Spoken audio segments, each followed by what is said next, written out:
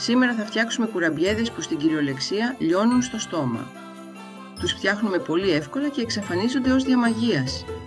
Ξεκινάμε καβουρδίζοντας 150 γραμμάρια αμύγδαλα και στη συνέχεια τα λέθουμε στο μούλτι. Παίρνουμε στη συνέχεια ένα μπολ και διαλύουμε 150 γραμμάρια ζάχαρη σε 400 ml ελαιόλαδο.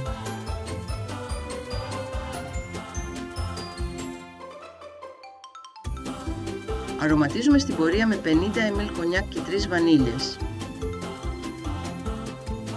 Ενσωματώνουμε σιγά σιγά 550 γραμμάρια αλεύρι για όλες τις χρήσεις και 10 γραμμάρια baking powder.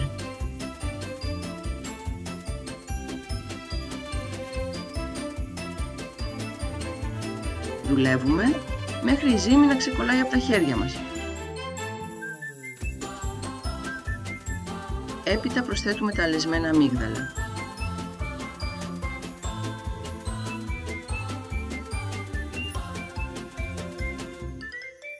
Πλάθουμε εν συνεχεία τη ζύμη μας σε κουραμπιέδες. Δίνουμε είτε το κλασικό σχήμα ή τους φτιάχνουμε μισοφέγγαρο, ό,τι μας αρέσει.